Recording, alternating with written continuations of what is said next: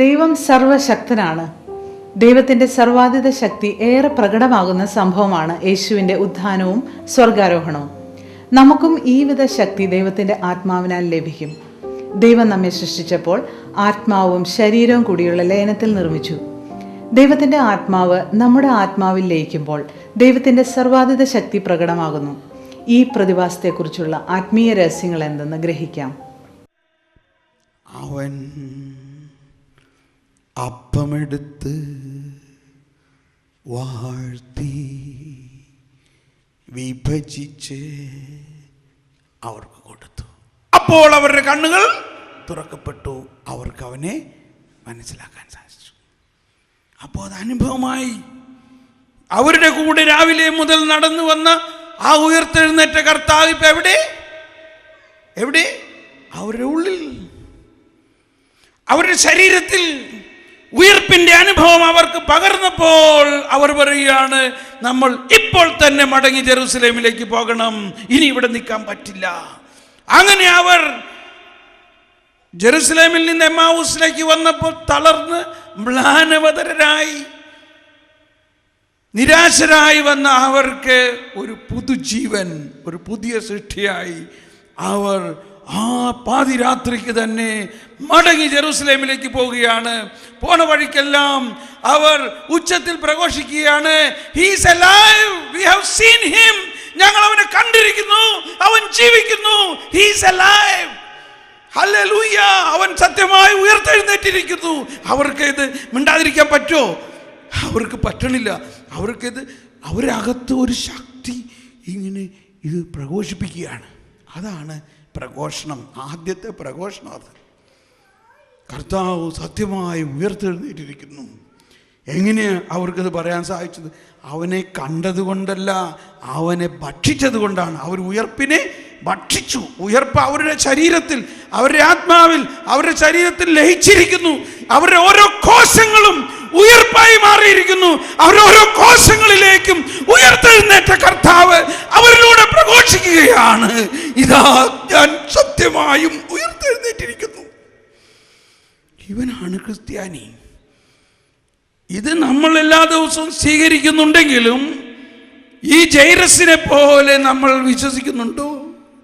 അന്നത്തെ കാലത്ത് ഈ ജൈറസ് വിശ്വസിച്ചിരിക്കുന്നു, നീ ഒന്ന് വന്ന് എൻ്റെ കുഞ്ഞിൻ്റെ മേൽ കൈവച്ചാൽ അവൾ ജീവിക്കും. അപ്പോൾ ഉയർപ്പിലുള്ള വിശ്വാസം, ഉയർപ്പിൻ്റെ വിവിധ ഘട്ടങ്ങളിലുള്ള വിശ്വാസം, ഉയർപ്പിൻ്റെ ശക്തി എന്നു മുതൽ ഉണ്ടായി? എന്നു മുതൽ ഈ ഉയർപ്പിൻ്റെ ശക്തി നിലവിലുണ്ട്? ലോകാരംഭം മുതൽ. എന്തുകൊണ്ടാണ്? അതാണ് ഞാൻ ആൽഫ ആൻഡ് ഒമേഗ എന്ന് പറയുന്നത്. I am the Alpha and Omega. ഉയർപ്പ് ഞായറാഴ്ച ഉയർപ്പിൻ്റെ ആ മെഴുകുതിരിയിൽ എഴുതിയിരിക്കുന്നത് എന്താ? I am Alpha and Omega. അപ്പോൾ ഞാനാണ് ജീവനും പുനരുത്ഥാനവും. യേശു തന്നെയാണ് മരണമടഞ്ഞ ചിലർക്ക് ജീവൻ നൽകിക്കൊണ്ട് അവിടുന്ന് ഇപ്പോൾ ഈ ജീവിതത്തിൽ തന്നെ അതിൻ്റെ അടയാളവും അച്ചാരം നൽകുന്നു. തൻ്റെ തന്നെ പുനരുത്ഥാനം മറ്റൊരു ക്രമത്തിലുള്ളതാണെങ്കിലും മറ്റുള്ളവരെ ഉയർപ്പിക്കുന്ന സംഭവങ്ങളിൽ അത് മുൻകൂട്ടി പ്രഖ്യാപിക്കപ്പെടുന്നു. അനന്യമായ ഈ സംഭവം യോനായുടെ അടയാളവും ദേവാലയത്തിൻ്റെ അടയാളവുമാണെന്ന് അവിടുന്ന് പറയുന്നു. ഞാൻ വധിക്കപ്പെടുമെന്നും എന്നാൽ അതിനുശേഷം 3-ാം ദിവസം ഉത്ഥാനം ചെയ്യുമെന്നും അവിടുന്ന് അറിയിക്കുന്നു. യേശുവിൻ്റെ വചനപ്രഘോഷണത്തിലെല്ലാം പല വിധത്തിൽ യേശു പ്രഘോഷിച്ചിരുന്നത് ഉത്ഥാനത്തെക്കുറിച്ചാണ്. എന്നാൽ അതാരും അധികം മനസ്സിലാവരുതെന്ന് കൂടി ഉദ്ദേശിച്ചുകൊണ്ടാണ്. ഫരിസേയ പ്രമാണികാരോട് പറഞ്ഞു, യഹൂദരോട് പറഞ്ഞു, ഈ ആലയം നിങ്ങൾ ഉടയ്ക്കുവിൻ, 3 ദിവസം കൊണ്ട് ഞാനിത് പണിതുയർത്തും. അവരെല്ലാവരും അവനെ പുച്ഛിച്ചു.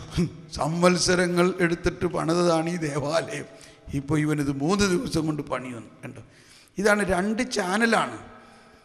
ഒരു ചാനൽ അവർ ചിന്തിച്ചിരുന്ന ചാനൽ ഗ്രൗണ്ട് എർത്തിലി ലൗകികവും മാനുഷികവുമായ ഒരു ചാനലിലൂടെയുള്ള ബുദ്ധി.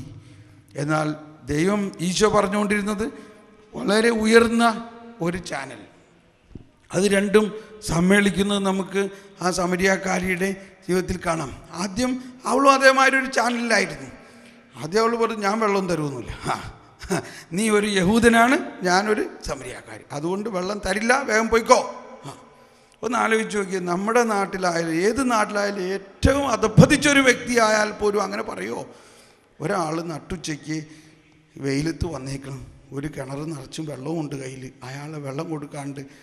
ഒന്ന് ആലോചിച്ച് നോക്കി, ഒരു സാധാരണ എത്ര അധപ്പതിച്ച് എത്ര അജ്ഞനായാലും എത്ര കൊള്ളരുതാത്തവനായാലും ഇങ്ങനെ ചെയ്യുമോ? അപ്പോൾ അവിടെ അത് പ്രതിപാദിക്കുന്നതിൻ്റെ അർത്ഥം അതാണ്. അത്രയ്ക്ക് ഗ്രൗണ്ട് ലെവലിലായിരുന്നു അവളുടെ ബുദ്ധിയും ബോധ്യവും. എന്നാൽ ബോധ്യമുണ്ട്. എന്താ ബോധ്യം? നീ യഹൂദനാണ്, ഞാൻ യുക്തിയുണ്ട്. എന്താ യുക്തി?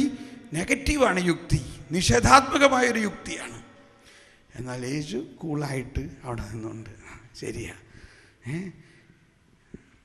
നീ ഈ വെള്ളം കുടിക്കുകയാണെങ്കിൽ നിനക്ക് വീണ്ടും ദാഹിക്കും, ഞാൻ തരുന്ന വെള്ളം കുടിക്കുകയാണെങ്കിൽ നിനക്ക് ദാഹിക്കില്ല. സ്നേഹത്തിൽ എന്ന് പറഞ്ഞു. എന്നാൽ മുമ്പേ തന്നെ യേശുവിന് ദർശനമൊക്കെ കിട്ടിയിട്ടുണ്ട് ഈ വെള്ളയെക്കുറിച്ച്, ഇല്ലേ? പക്ഷെ അതൊന്നും മുൻകൂട്ടി അങ്ങ് ഉടനെ പറയണമെന്നില്ല. അപ്പോൾ യേശുവിൻ്റെ വചനം ഇങ്ങനെ കേൾക്കാൻ തുടങ്ങിയപ്പോൾ യേശുവിൻ്റെ ആ സാമീപ്യം സാവധാനം അവളുടെ ഉള്ളിൽ ഒരു ട്രാൻസ്ഫോർമേഷൻ ഉണ്ടാക്കുകയാണ്. അവളുടെ ബുദ്ധി പ്രകാശിപ്പിക്കുകയാണ്. നിങ്ങൾ ഞങ്ങളുടെ പിതാവായ യാക്കോബിനേക്കാളും വലിയ ആളാണ്. ഇപ്പം ഈ പഴയ നിയമത്തിൽ ഇതൊക്കെ പറയേണ്ട എന്താ ആവശ്യം? അത് ആത്മാവിൻ്റെ പ്രവർത്തനമാണ് അവളിൽ. ഞങ്ങളുടെ പിതാവായ യാക്കോബിനേക്കാളും വലിയ ആളാണ്. ഇത് യാക്കോബിൻ്റെ കിണറാ, അങ്ങേര് മൃഗങ്ങൾക്ക് വരെ ഇതിനകത്താണ് കൊടുത്തത്. എന്നിട്ടും ഉണ്ടോ, അങ്ങേരുടെ മൃഗങ്ങളും ഇതിനകത്താണ് കുടിച്ചത് എന്ന് പറയുന്നുണ്ട്. എന്നിട്ടും ഇങ്ങേർക്കൊന്ന് വെള്ളം കൊടുക്കുന്ന കാര്യത്തിൽ അത് കഴിഞ്ഞപ്പോൾ പറയാണ് പ്രഭോ. ഉണ്ടോ, വാക്ക് സാവധാനം മാറാൻ തുടങ്ങി. പിന്നെ പറയാണ്, ഈശോ പറഞ്ഞു, നീ കുടിക്കണ വെള്ളം കുടിച്ചാൽ നിനക്ക് വീണ്ടും ദാഹിക്കും. ഞാൻ തരുന്ന വെള്ളം കുടിക്കുകയാണെങ്കിൽ നിനക്ക് ദാഹിക്കുകയില്ല. എന്തുദ്ദേശിച്ചിട്ടാണ് പറഞ്ഞേ? യേശുവിൻ്റെ കയ്യിൽ വല്ല വെള്ളമുണ്ടോ? പക്ഷേ അവൾ പറയാണ്, എന്നാൽ ആ വെള്ളം എനിക്ക് തായും. അപ്പോൾ ഈശോ പറഞ്ഞു, നീ നിൻ്റെ ഭർത്താവിനെ കൂട്ടിക്കൊണ്ടുവാ. എനിക്ക് ഭർത്താവില്ല. നിനക്ക് ഭർത്താവില്ല എന്ന് നീ പറഞ്ഞത് ശരിയാണ്. നിനക്ക് 5 ഭർത്താക്കന്മാരുണ്ടായിരുന്നു. ശ്രദ്ധിക്കണം കേട്ടോ, ആരുണ്ടായിരുന്നു? ഭർത്താക്കന്മാരാ. അതൊരു അവിഹിത ബന്ധമല്ല. എന്നാൽ ഇപ്പോൾ ഉള്ള ആൾ നിൻ്റെ ഭർത്താവല്ല. ഇവളായങ്ങ് ഞെട്ടിപ്പോയി. ഇപ്പോഴാണ് അവളുടെ ഉള്ളിൻ്റെ ഉള്ളു ഉയരാൻ തുടങ്ങിയത്. അങ്ങൊരു പ്രവാചകനാണല്ലോ. പെട്ടെന്നൊരു ഉയർച്ച. അതാണ് ഈ വരദാനങ്ങൾ ഉപയോഗിക്കണം എന്ന് പറയുന്നത്. ദർശനവരങ്ങളൊക്കെ ഉപയോഗിക്കണം. അപ്പോൾ അകത്ത് വലിയ ഒരു സ്പർശനമുണ്ടാകും. എനിവേ, നമ്മുടെ വിഷയം ഇതാണ്. കുറെ കഴിഞ്ഞപ്പോൾ ഇവള് പറയുകയാണ്, മിശിഹ വരും എന്ന് എനിക്കറിയാം. എങ്ങനെ അറിയാം? ഇതെല്ലാം ആ മിശിഹായുടെ വചനത്തിലൂടെ, മിശിഹായുടെ സാമീപ്യത്തിലൂടെ അവളുടെ ഉള്ളിൽ പ്രസരിക്കുന്ന ജ്ഞാനമാണ്. എവിടെയാ ദൈവം? നിങ്ങളുടെ ആളുകൾ പറയണ് ദൈവം ജെറൂസലേമിലാണെന്ന്, ഞങ്ങളുടെ ആളുകൾ പറയണ് ദൈവം മലയുടെ മുകളിലാണെന്ന്. ഇപ്പോഴും അത് തന്നെയല്ലേ നമ്മുടെ അവസ്ഥ. കുറേ പേര് മലയുടെ മുകളിൽ പോണു, കുറേ പേര് പള്ളിയിലും പോണു, കുറേ പേര് ജെറൂസലേമിലും പോണു. കർത്താവ് പറഞ്ഞു, മലമുകളിലുമല്ല ജെറൂസലേമിലുമല്ല, ദൈവം ആത്മാവാണ്.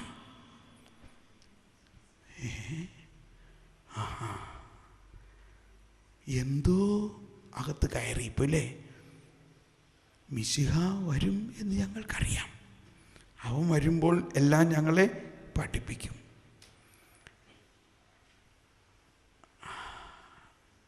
നിന്നോട് സംസാരിക്കുന്ന അവൻ തന്നെയാണ് മിശിഹ.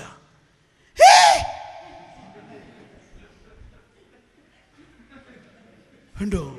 ഇപ്പൊ എവിടെ ചെന്നു അവള്? എവിടെ ചെന്നു? ഉണ്ടോ? ഒരു 2-3 മണിക്കൂർ എടുത്തിട്ടൊന്നും ഉണ്ടാവില്ല അല്ലേ? വെള്ളം കോരാൻ വന്നവളാ, സാധാരണ നാട്ടിൻപുറത്തുകാരി. അവൾക്ക് ജ്ഞാനം കിട്ടിയപ്പോൾ, അവൾ ആ ജ്ഞാനം കിട്ടിയപ്പോൾ എന്താണ്? വെള്ളം കൂടം വിട്ടുകൊണ്ട് ഓടി അവിടെ നിന്ന് മറ്റാത്മാക്കളിലേക്ക് ഈ ജ്ഞാനം അറിയിക്കാൻ വേണ്ടി. അപ്പോൾ ഞാനാണ്, യേശുവാണ് പുനരുത്ഥാനവും ജീവനും. പല ചിഹ്നങ്ങളിലൂടെ യേശു ഈ വിവരം മനുഷ്യരെ ധരിപ്പിച്ചു. 995 ക്രിസ്തുവിൻ്റെ സാക്ഷിയായിരിക്കുക എന്നത് അവിടുത്തെ ഉത്ഥാനത്തിന് സാക്ഷിയായിരിക്കുക എന്നതാണ്. കണ്ടോ? അപ്പസ്തോലന്മാരെല്ലാം സാക്ഷ്യപ്പെടുത്തിയത് എന്താണ്? അപ്പസ്തോല പ്രവർത്തനത്തിൻ്റെ ആദ്യ ഭാഗങ്ങളിലെല്ലാം പ്രഘോഷിക്കുന്നത് എന്താണ്? ഉത്ഥാനത്തെക്കുറിച്ചാണ് അവർ പ്രഘോഷിക്കുന്നത്. ഉത്ഥാനത്തിൻ്റെ അനുഭവമാണ്. നമ്മളും ക്രിസ്തുവിൻ്റെ സാക്ഷിയാകണമെങ്കിൽ ഈ ഉത്ഥാനത്തെക്കുറിച്ചുള്ള പൂർണ്ണ അനുഭവം ഉണ്ടാകണം. ക്രിസ്തുവിൻ്റെ സാക്ഷിയാകുക എന്നത് അവിടുത്തെ ഉത്ഥാനത്തിന് സാക്ഷിയായിരിക്കുക എന്നതാണ്.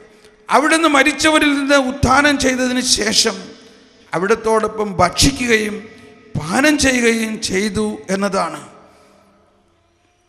ഉത്ഥിതനായ ക്രിസ്തുവുമായുള്ള സമാഗമങ്ങൾ ഉത്ഥാനത്തെക്കുറിച്ചുള്ള ക്രൈസ്തവ പ്രതീക്ഷയുടെ സവിശേഷ ലക്ഷണമാണ്. നാം അവിടത്തെ പോലെ അവിടത്തോടുകൂടെ അവിടുന്നിലൂടെ ഉത്ഥാനം ചെയ്യും. എല്ലാവരും ഉച്ചസ്വരത്തിൽ, നാം അവിടത്തെ പോലെ, നാം അവിടുത്തെ പോലെ അവിടത്തോടു കൂടെ അവിടുന്നിലൂടെ ഉത്ഥാനം ചെയ്യും. ഉത്ഥാനത്തിലുള്ള ക്രൈസ്തവ വിശ്വാസം ആരംഭകാലം മുതൽ അഗ്രാഹ്യതയും എതിർപ്പുകളും നേരിട്ടിട്ടുണ്ട്. നമ്മളത് പറഞ്ഞു കഴിഞ്ഞു. ക്രൈസ്തവ വിശ്വാസം ശരീരത്തിൻ്റെ ഉത്ഥാനം എന്ന വിഷയത്തിൽ നേരിടേണ്ടി വരുന്നതിലേറെ എതിർപ്പ് വേറെ ഒരു വിഷയത്തിലും നേരിടേണ്ടി വന്നിട്ടില്ല, അല്ലേ? ഇതാണ് നമ്മൾ പറഞ്ഞത്. മനുഷ്യ വ്യക്തിയുടെ ജീവിതം മരണാനന്തരം ആധ്യാത്മികമായ ഒരു രീതിയിൽ തുടരുന്നുവെന്നത് പൊതുവെ അംഗീകരിക്കപ്പെട്ട വസ്തുതയാണ്. പക്ഷേ സുവ്യക്തമായും മർത്യമായിട്ടുള്ള ഈ ശരീരം നിത്യജീവിതത്തിലേക്ക് ഉയർത്തെഴുന്നേൽക്കുമെന്ന് നമുക്ക് എങ്ങനെ വിശ്വസിക്കാനാവും?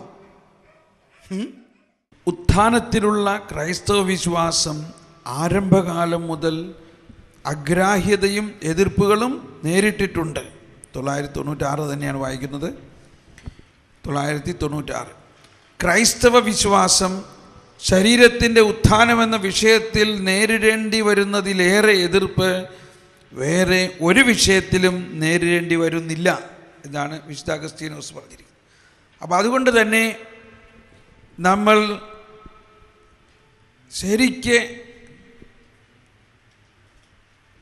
പ്രാർത്ഥനയോടെ പരിശുദ്ധാത്മാവിൻ്റെ സഹായത്തോടെ ഈ പാറ മേൽ കയറാൻ ശ്രമിക്കണം. ഇതിൽ കയറി കിട്ടി കൃത്യമായിട്ട് നമുക്കതിൽ വിശ്വസിക്കാൻ സാധിക്കുകയാണെങ്കിൽ നമ്മുടെ വിശ്വാസം വളരെ ശക്തമാകും. യെസ്, 997 വരാം. എന്താണ് ഉയർത്തെഴുന്നേൽക്കൽ? What is rising? എന്താണ് ഉയർത്തെഴുന്നേൽക്കൽ? മരണത്തിൽ ശരീരത്തിൽ നിന്നുള്ള ആത്മാവിൻ്റെ വേർപാടിൽ മനുഷ്യ ശരീരം ജീർണിക്കുന്നു. എപ്പോൾ ജീർണിക്കുന്നു? മരണത്തിൽ. എന്താ സംഭവിക്കുന്നു മരണത്തിൽ ശരീരത്തിൽ നിന്നുള്ള ആത്മാവിൻ്റെ വേർപാടിൽ മനുഷ്യ ശരീരം ജീർണിക്കുന്നു. ആത്മാവ് ദൈവത്തെ കണ്ടുമുട്ടാനായി യാത്രയാവുന്നു. അതാണ് മരണത്തിൽ സംഭവിക്കുന്ന മറ്റൊന്ന്. അപ്പോൾ എന്ത് സംഭവിക്കുന്നു? ഒന്ന്, ആത്മാവ് ദൈവത്തിലേക്ക് പോകുന്നു, ശരീരം ജീർണിച്ച് മണ്ണിലേക്ക് പോകുന്നു. ആത്മാവ് ദൈവത്തെ കണ്ടുമുട്ടാനായി യാത്രയാവുന്നു, അതേസമയം മഹത്വീകൃത ശരീരവുമായുള്ള പുനരൈക്യത്തിനായി കാത്തിരിക്കുകയും ചെയ്യുന്നു. ആര്? ആത്മാവ്. ദൈവത്തിലേക്ക് പോയി അവിടെ ഇരിക്കുക മാത്രമല്ല, നമ്മുടെ കൂട്ടുകാരൻ എവിടെ പോയി?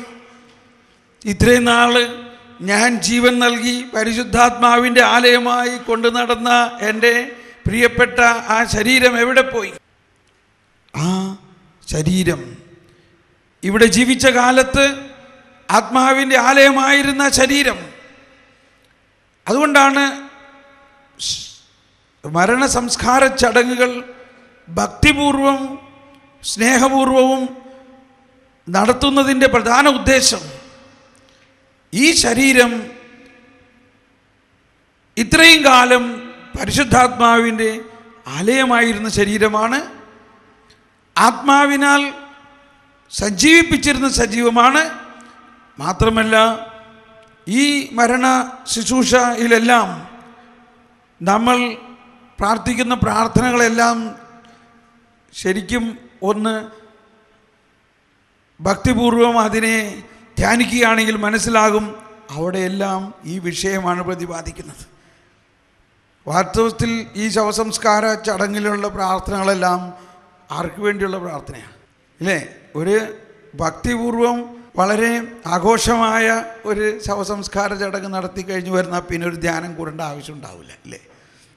നല്ല ഒരു ദൈവാനുഭവവും ഒരു മരണത്തെക്കുറിച്ചുള്ള ബോധ്യവും ഉടനെ അങ്ങ് പോകണമെന്നോ അല്ലെങ്കിൽ പോകണ്ടെന്നുള്ള പേടിയോ എന്തെങ്കിലുമൊക്കെ ഉണ്ടാകും. ഉടനെ പോയെന്ന് കുമ്പസാരിക്കുകയൊക്കെ ചെയ്യുന്ന റെഡി ആയിട്ടിരിക്കാന്നൊക്കെ തോന്നൂലേ? ആ ശവസംസ്കാര ചടങ്ങുകളുടെ എല്ലാം ഉദ്ദേശം ഈ ശരീരത്തെ യാത്രയാക്കുകയാണ്. എങ്ങോട്ടേക്ക് യാത്രയാക്കുന്നു? വീണ്ടും വീണ്ടും മഹത്വീകരിക്കപ്പെട്ട് ആത്മാവുമായി കൂടിച്ചേരാൻ വേണ്ടിയുള്ള യാത്രയാക്കലാണ്. ഒന്നുകൂടി വായിക്കാം. ആത്മാവ് ദൈവത്തെ കണ്ടുമുട്ടാനായി യാത്രയാകുന്നു, അതേസമയം മഹത്വീകൃത ശരീരവുമായുള്ള പുനരൈക്യത്തിനായി കാത്തിരിക്കുകയും ചെയ്യുന്നു.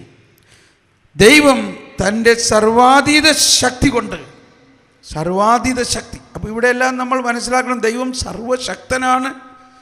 ദൈവത്തിന് സർവാതീത ശക്തിയുണ്ട്, സൂപ്പർ നാച്ചുറൽ പവർ. ഈ പ്രപഞ്ചത്തിലെ ഏറ്റവും വലിയ ഒരു സംഭവമാണ് സർവാതീത ശക്തി. ഏറ്റവും ശക്തമായി പ്രവർത്തിച്ച സംഭവമാണ് യേശുവിൻ്റെ ഉത്ഥാനവും യേശുവിൻ്റെ സ്വർഗാരോഹണവും. ദൈവം തൻ്റെ സർവാതീത ശക്തി കൊണ്ട് യേശുവിൻ്റെ ഉത്ഥാനത്തിൻ്റെ ശക്തിയിലൂടെ നമ്മുടെ ശരീരങ്ങളെ നമ്മുടെ ആത്മാക്കളോട് വീണ്ടും ചേർത്തുകൊണ്ട് നമ്മുടെ ശരീരങ്ങൾക്ക് അനശ്വരമായ ജീവിതം ആത്യന്തികമായി പ്രദാനം ചെയ്യും. 997 നമ്പർ ഓർത്തിരിക്കണം. യെസ്. എന്താണ് ഉയർത്തെഴുന്നേൽക്കൽ? മരണത്തിൽ ശരീരത്തിൽ നിന്നുള്ള ആത്മാവിന്റെ വേർപാടിൽ മനുഷ്യ ശരീരം ജീർണിക്കുന്നു. ആത്മാവ് ദൈവത്തെ കണ്ടുമുട്ടാനായി യാത്രയാവുന്നു. അതേസമയം മഹത്വീകൃത ശരീരവുമായുള്ള പുനരൈക്യത്തിനായി കാത്തിരിക്കുകയും ചെയ്യുന്നു. ദൈവം തന്റെ സർവാതീത ശക്തി കൊണ്ട് യേശുവിന്റെ ഉത്ഥാനത്തിന്റെ ശക്തിയിലൂടെ നമ്മുടെ ശരീരങ്ങളെ നമ്മുടെ ആത്മാക്കളോട് വീണ്ടും ചേർത്തുകൊണ്ട് നമ്മുടെ ശരീരങ്ങൾക്ക് അനശ്വരമായ ജീവിതം ആത്യന്തികമായി പ്രദാനം ചെയ്യും. എനിക്കപ്രാപ്യമായ പാറയിൽ എന്നെ കയറ്റി നിർത്തണമേ. ദൈവത്തിൻ്റെ സർവാതീത ശക്തി ഏറ്റവും പ്രകടമായി നമ്മൾ മനസ്സിലാക്കേണ്ടത് സൃഷ്ടാവ് ആണെന്നുള്ള ആ രഹസ്യത്തിലാണ് ഇല്ലേ? അതുകൊണ്ടാണ് നമ്മൾ വിശ്വാസ പ്രമാണത്തിൻ്റെ ആരംഭം എന്താണ്?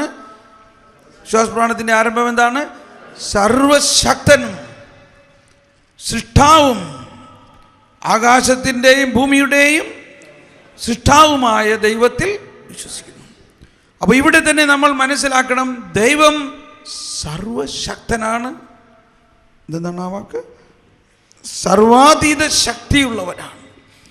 അപ്പോൾ നമ്മളെ ദൈവം സൃഷ്ടിച്ചപ്പോൾ തന്നെ ഈ സർവാതീത ശക്തിയുടെ ഏറ്റവും വലിയ പ്രകടനമായിട്ടാണ് മറ്റൊരു ജീവിക്കും കൊടുക്കാത്ത, മറ്റൊരു സൃഷ്ടിക്കും നൽകാത്ത ഒരു വലിയ ഘടനയിൽ നമ്മളെ സൃഷ്ടിച്ചത്. എന്താണത്?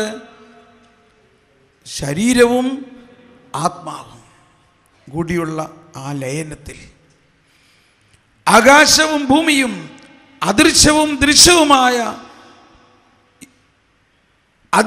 ദൃശ്യവും ഒന്നാക്കി ചേർക്കുന്നത് തന്നെയാണ് ദൈവത്തിൻ്റെ സർവാതീത ശക്തി. അങ്ങനെയുള്ള ആ സർവാതീത ശക്തിയിൽ ദൈവം മനുഷ്യനെ അന്ന് സൃഷ്ടിച്ചപ്പോൾ എന്തുദ്ദേശത്തിലാണ് സൃഷ്ടിച്ചത്?